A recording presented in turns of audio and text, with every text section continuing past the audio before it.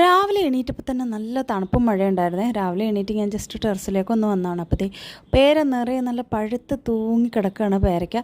ആർക്കും വേണ്ട, അണ്ണാനും വേണ്ട, കിളികൾക്കും വേണ്ട. അതേ ഇഷ്ടം പോലെ മഞ്ഞ കളറിൽ നമുക്കാണെങ്കിൽ പറിക്കാനും പറ്റുന്നില്ല. പണ്ടൊക്കെ ആയിരുന്നെങ്കിൽ പറിക്കാമായിരുന്നു. ഇപ്പോൾ അതേ എന്താ പറയുക, നമ്മൾ ഈ കമ്പിയിൽ നെറ്റൊക്കെ അടിച്ചതിന് ശേഷം പറിക്കാനും പറ്റുന്നില്ല. അതിൻ്റെ കൂട്ടത്തിൽ നല്ല മാങ്ങയും നല്ല കിടിലൂസ്കി തണുപ്പും കേട്ടോ. അത്യാവശ്യം ഞാൻ നല്ല നെഗറ്റീവിലുമായിരുന്നു. എന്ത് പറ്റിയെന്ന് ചോദിച്ചാൽ വന്നതിൻ്റെ ഹാങ് ഓവർ തന്നെയായിരുന്നു. പിന്നെ രാവിലെ ഒരു ചായ അടിച്ചു കുടിക്കാമെന്ന് വിചാരിച്ചിട്ടു.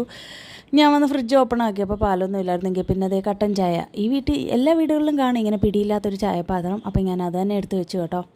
അത് കഴിഞ്ഞപ്പോൾ തലേ ദിവസത്തെ മത്തിക്കറി ഉണ്ടായിരുന്നു. ഞാനപ്പോൾ അതുകൂടെ ഒന്ന് ചൂടാക്കാനായിട്ട് അടുപ്പത്തേക്ക് വെച്ച് ചായക്ക് ഇതേ പഞ്ചസാര ഇട്ടു. പോയിട്ട് വന്നതിന് ശേഷം എൻ്റെ ഡയറ്റും കാര്യങ്ങളും ഒക്കെ ഒന്ന് എന്താ പറയുക ബോറായി താറുമാറായിട്ട് കിടക്കുമായിരുന്നു. ഒക്കെ ഇനിയും റെഡിയാക്കി എടുക്കണം. ചായയുടെ കൂടെ ഒരു കടിയും ഇല്ലാതെ ബോറടി ചായ കുടിയും അതൊക്കെ കഴിഞ്ഞിട്ട് ഇതേ രാവിലത്തേക്കിന് നല്ല ദോശ ചുട്ടേ.